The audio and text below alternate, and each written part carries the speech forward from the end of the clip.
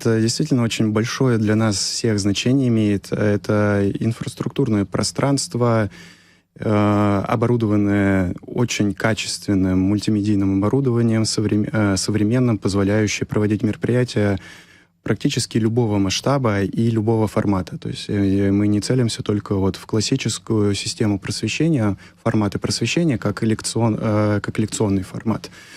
А уникально оно тем, прежде всего, то, что таких пространств на самом деле совсем немного.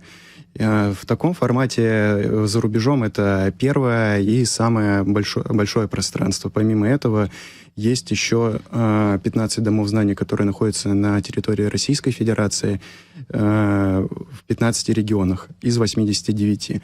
Поэтому это действительно можно считать большим праздником. Если говорить о том, то, что для кого, для чего мы открыли, для того, чтобы в первую очередь в Республике Абхазия у жителей появилась именно такая свободная площадка со свободным доступом, где они могли бы реализовывать какие-то свои идеи, проекты, которые могли бы идти на благо. То есть, учитывая то, что у нас просветительская организация, то каждое мероприятие мы стремимся делать, чтобы в нем какой-то был смысл, чтобы люди, присутствующие на таком мероприятии, могли чему-то научиться, либо чего-то новенькое узнать. И зная то, что очень большое количество людей есть, у которых есть свои какие-то проекты, которые по тем или иным причинам они не могут реализовать. Но основными причинами всегда как раз-таки являются какие-то, ресурсные, инфраструктурные.